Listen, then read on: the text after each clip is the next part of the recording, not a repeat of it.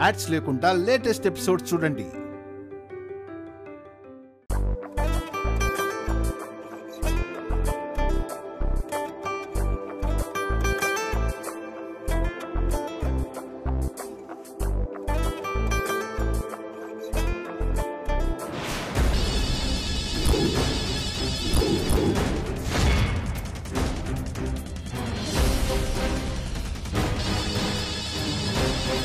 చేసిన వాళ్ళతో సారీ చెప్పించకుండా వదిలేయడం ఈ రాధిక బ్లడ్ లోనే కాదు, బాడీ లాంగ్వేజ్ లో కూడా లేదు.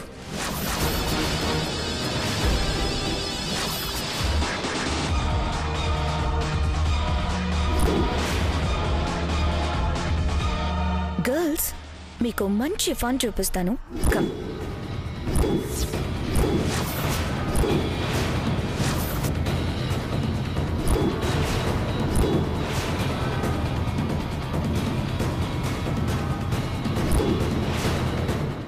Poor girl.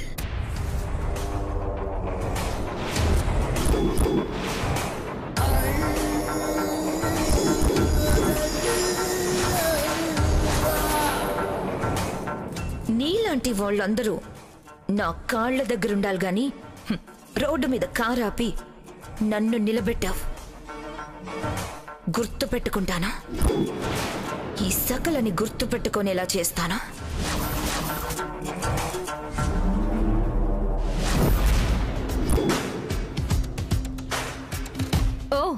రిచ్ పాపా, నువ్వా?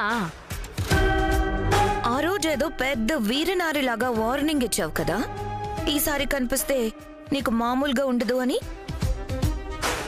కనిపించడమే కాదు, నేనే నిన్ను వెతుక్కుంటూ వచ్చాను.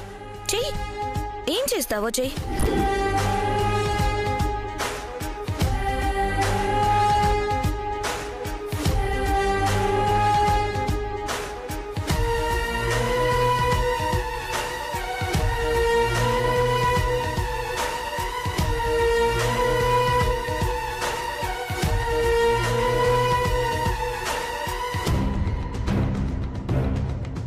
ఇది నా పేరు,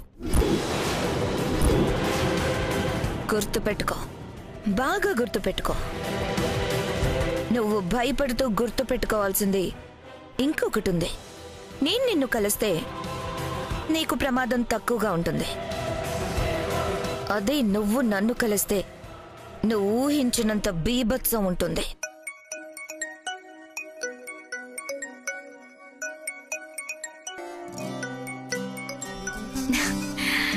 ఇదిగో రిచ్ పాపా, ఇంపార్టెంట్ కాల్. అయిపోయిన తర్వాత నీ బీభత్సం సంగతి ఏంటో చూద్దాం, ఓకేనా? నమస్తే అత్తగారు, చెప్పండి. నిన్ను పెళ్లి చేసుకోవడానికి కార్తీక్ కృష్ణని ఒప్పించాను.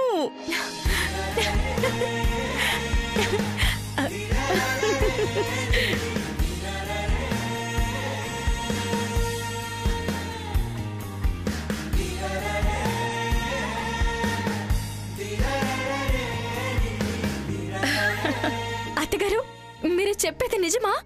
అవునమ్మా, అంతేకాదు, సంబంధం మాట్లాడడానికి కార్తీక్ కృష్ణన్ తీసుకుని రేపు ఉదయం మీ ఇంటికొస్తున్నావు.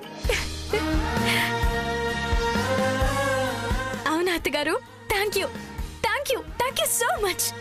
మీరు సూపర్, అంతే సూపర్. Thank you.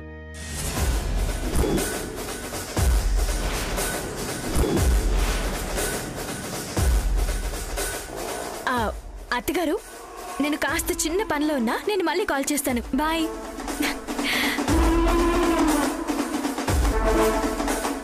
ఇదిగో రిచ్ పాపా, నువ్వు నన్ను కలిస్తే బీభత్సం ప్రళయం అన్నావు, కానీ నువ్వు నన్ను కలిసిన వేళ విశేషం ఏంటో గాని నేను ప్రేమించిన వాడితో నాకు పెళ్లి సెట్ అయింది.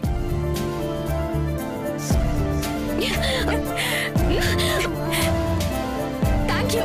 Thank you so much. Thank you. You bloody poor fellow. How dare you to touch me? Hello. తగ్గు. నీ పొగరుకి సమాధానం చెప్పడం నాకు పెన్సిల్తో బొమ్మ వేసినంత తేలిక. కాకపోతే నువ్వు నన్ను కలిసిన సందర్భంగా ఎప్పటినుంచో పెండింగ్ లో ఉన్న నా ప్రేమ సక్సెస్ అయింది కాబట్టి ఇక నుంచి నువ్వు నన్ను కలిసినా నేను నిన్ను కలిసినా నో ఫైటింగ్స్, ఓన్లీ హగ్గింగ్స్. ఏంటి నీ మొహానికి లవ్ స్టోరీనా? వాడెవడో నీకంటే పూర్ ఫెలో ఉంటాడు. నువ్వు బొమ్మలు గీస్తుంటే వాడు బ్రష్లు అందిస్తాడేమో.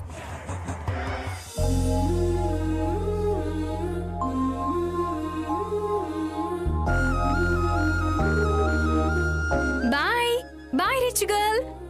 ఎస్.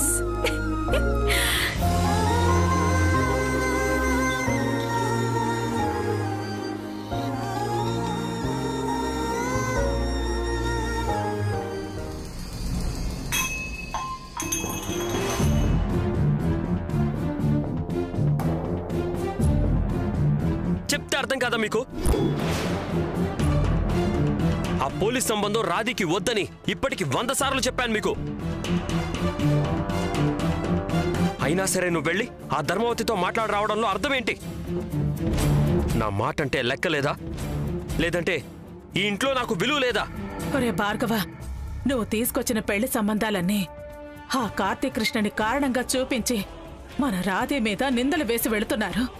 ఒకవేళ ఎవరో ఒకరు పెళ్లి చేసుకున్నా పెళ్ళైన తర్వాత ఇదే కారణంతో రాధేని సాధించి వేధించే ప్రమాదం ఉంది. అప్పుడు అటు రాధి ఇటు మనం గుండెలు పగిలేలా ఏడవటం తప్ప ఏమీ చేయలేం.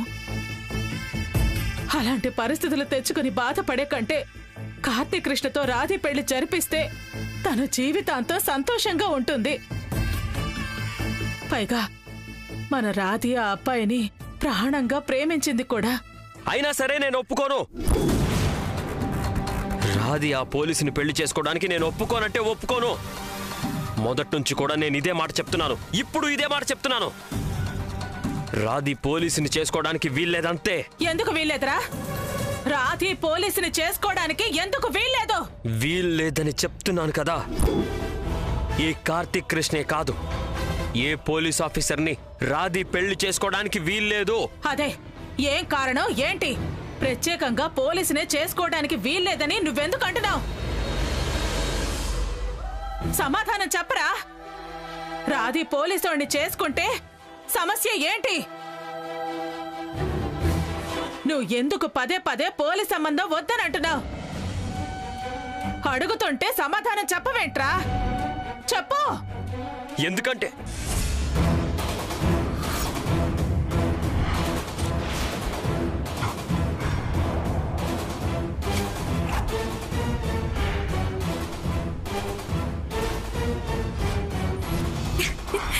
అమ్మకుటి, అమ్మకుటి.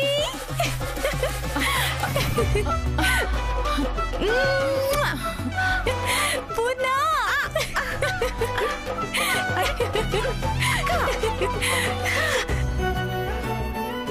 అమ్మకుటి, నీకు ఈ హ్యాపీ న్యూస్ చెప్తే కాలు లేకపోయినా సరే నువ్వు కుర్చీలోంచి లేచి డాన్స్ వేస్తావు తెలుసా? ఏంటి ఆ హ్యాపీ న్యూస్ ఏంటో మీకు ఇంకా అర్థం కాలేదా? సార్ వారు పెళ్లికి ఒప్పుకున్నారు.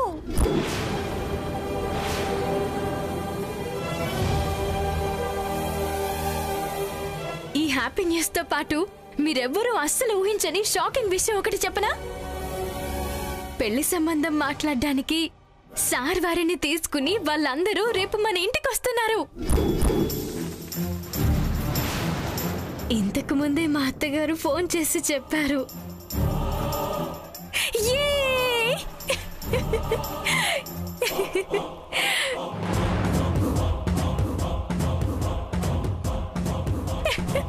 అన్నయ్య,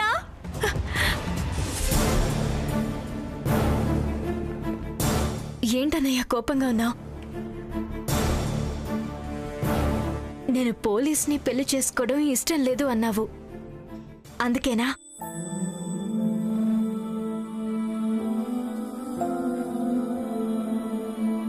అన్నయ్య ఇలా రా. రా కూర్చో అన్నయ్య.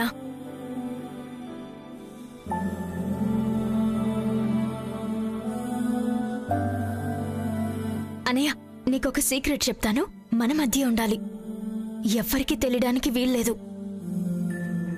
పెళ్ళైన తర్వాత ఏదో ఒకటి చెప్పి మీ బావగారిని పోలీస్ జాబ్ మాన్పించేద్దాం, సరేనా?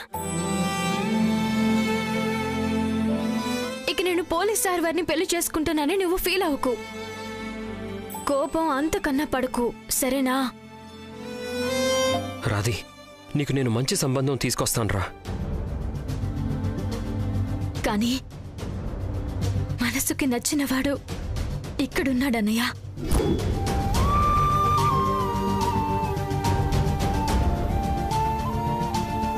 కోల్పోతే ఆ బాధ నరకం కంటే భయంకరంగా ఉంటుందన్నయ్య. అసలే ఈ గుండె చాలా వీక్ అన్నయ్య. ఆ బాధని తట్టుకుని భరించే శక్తి దీనికి లేదు.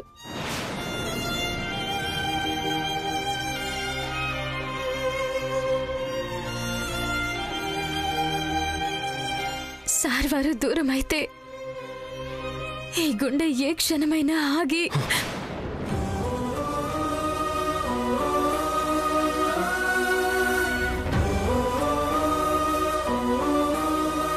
ఆ మాట నీ నోట్లో నుంచి పొరపాటును కూడా రాకూడదురా.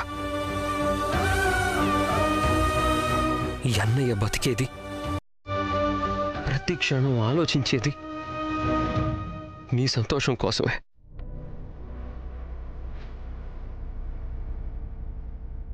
నీకేదైనా అయితే ఈ అన్నయ్య బతకలేడురా.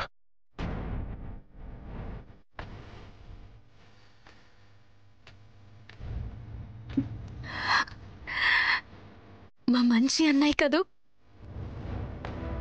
బతిమాలుతున్నాను. ఈ చెల్లి మనసుని అర్థం చేసుకుని సార్ వారితో నా పెళ్లికి ఒప్పుకో అన్నయ్య, ప్లీజ్.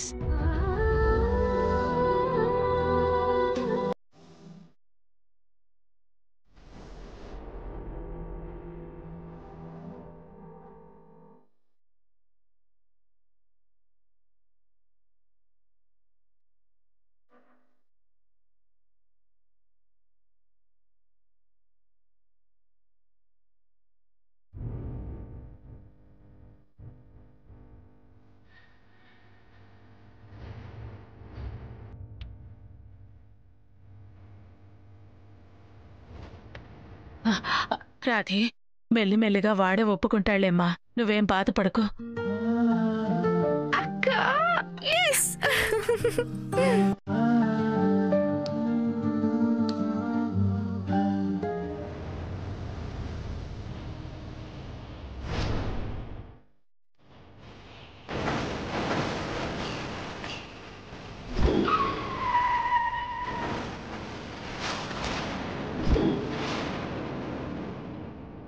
రాధి, ఆ రోజు జరిగింది మీకెవ్వరికీ తెలీదు, నాకు మాత్రమే తెలుసు. నువ్వు పోలీసుని పెళ్లి చేసుకుంటే అటు నువ్వు ఇటు నేను ఏ క్షణంలో అయినా ప్రమాదంలో పడతావు. అందుకే నువ్వు పోలీసుని పెళ్లి చేసుకోవడానికి వీల్లేదని నేనింత బలంగా అడ్డుకుంటున్నాను.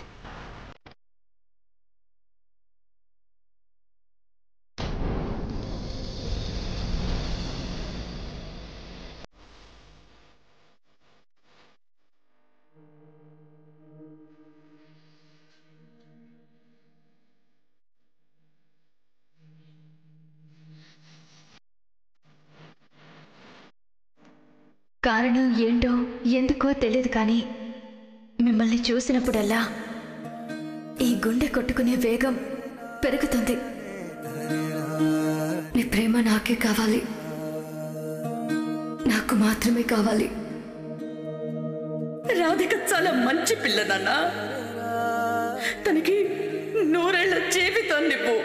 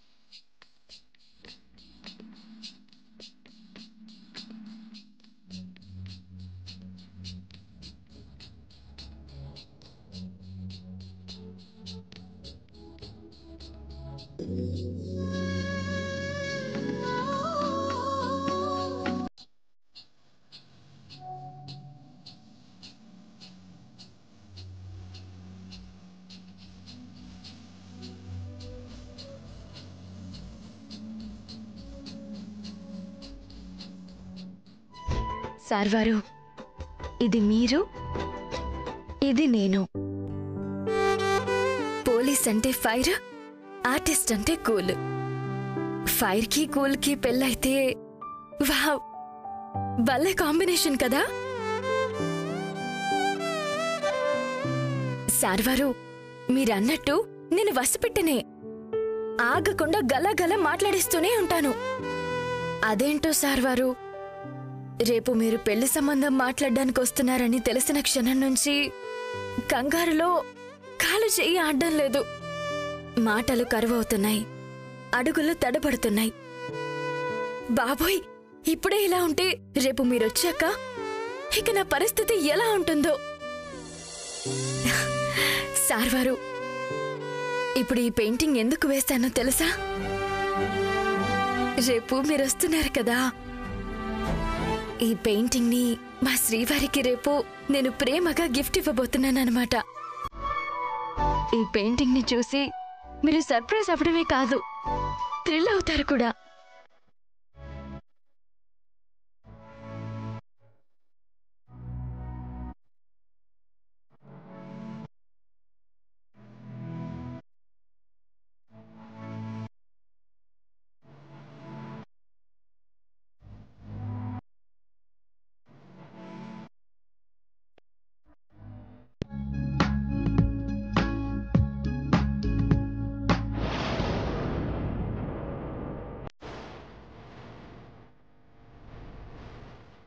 ఈ పెయింటింగ్ ని చూసి మీరు సర్ప్రైజ్ అవ్వడమే కాదు, థ్రిల్ అవుతారు కూడా.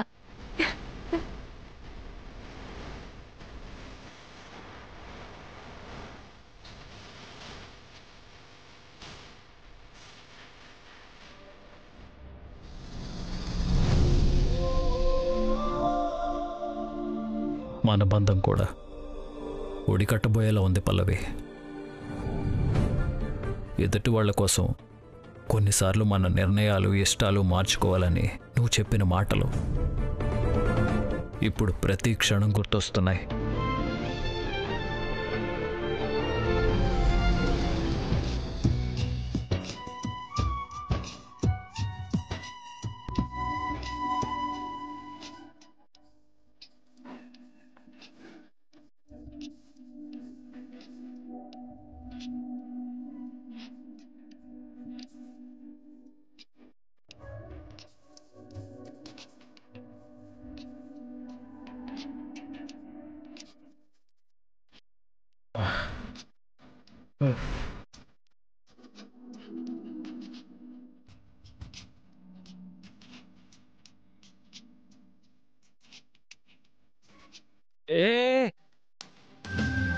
బాబు, ఏంటవి కుంకుడికాయలా?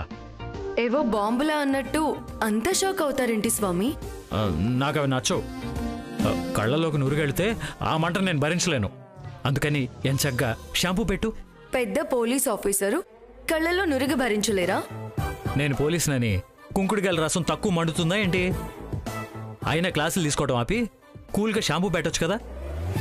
అయినా మంచి జరగాలంటే కొన్ని కష్టమైనా సరే భరించాలి. అయినా నువ్వు నన్ను పెళ్లి చేసుకోవడం కోసం ఎన్ని రిస్కులు చేసావు, ఎన్ని కష్టాలు పడ్డావు. మరి నా కోసం కుంకుడుకాయలతో తలస్నానం చేయించుకోలేవా? నాకు ఇష్టం ఉండదని చెప్పాను కదా. హలో మాస్టరు, నాకు కాటుక అంటే ఇష్టం ఉండేది కాదు, కానీ నన్ను కాటుక కళ్ళతో చూడడం నీకు ఇష్టమని నువ్వే చెప్పావు. మరి నీకోసం నా ఇష్టాన్ని ఇష్టంగా మార్చుకొని కళ్ళకు కాటుక పెట్టుకోవడం లేదు? మరి నా కోసం నా ఇష్టాన్ని నువ్వు గౌరవించలేవా? నువ్వెప్పుడు చెప్తూ ఉంటావు కదా, నీకిష్టం లేని పనులు నేను చేసినా, నాకిష్టం లేని పనులు నువ్వు చేసినా అర్థం చేసుకొని భరించాలి, క్షమించాలి, అప్పుడే మన బంధం బలంగా ఉంటుంది అని.